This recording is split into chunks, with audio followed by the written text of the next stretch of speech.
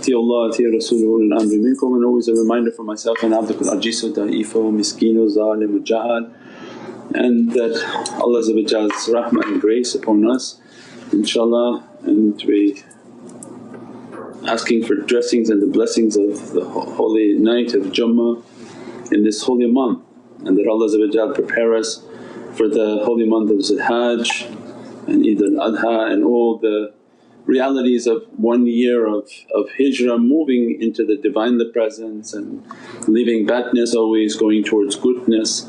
And that in this month of the Aynah, the mirror and the reflection of the Divinely Presence, that to dress us, bless us and forgive us. All of what Allah wants from us is in the beatific reality of Sayyidina Muhammad.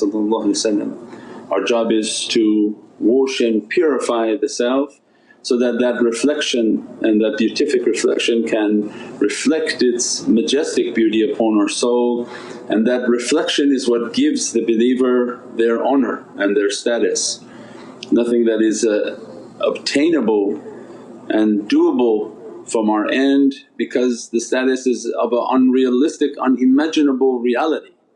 It's not something that can be achieved, but this reflection is to the greatness of the reality of Sayyidina Muhammad, and that's why our life is in the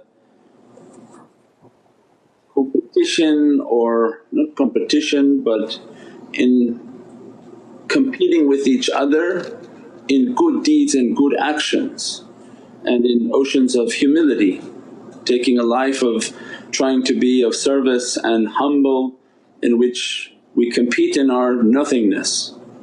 That in that nothingness is the ocean of cleanliness and purity that reflects the beatific reflection of Sayyidina Muhammad. Not like in dunya where you try to achieve and get a rank and get a promotion and get a status and make a status for yourself, and the dunya is based on materialism and they judge you based on the materials that you have, and as a result they give you a status based on those materials. This competition into the Divinely Presence is a competition of humility and good character. How much we can struggle against ourselves to be humble and to have good character, so that that reflection of the beatific reality of Sayyidina Muhammad reflects upon us.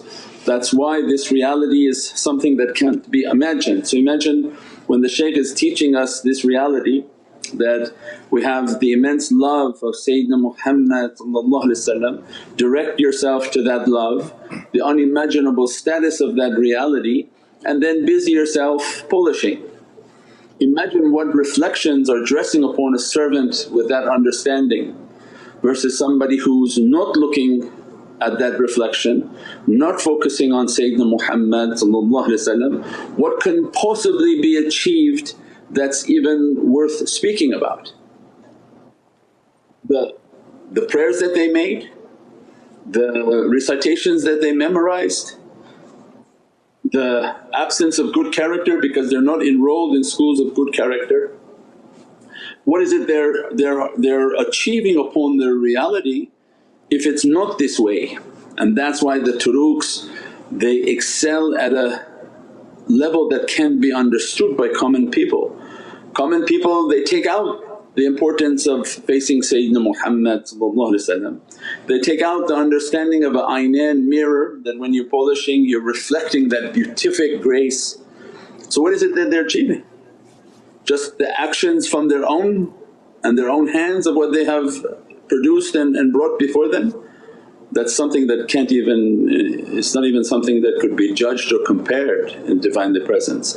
The action and amal of an individual is of nothing, is not even something visible to Allah's Divinely Presence in comparison to the reality of Sayyidina Muhammad.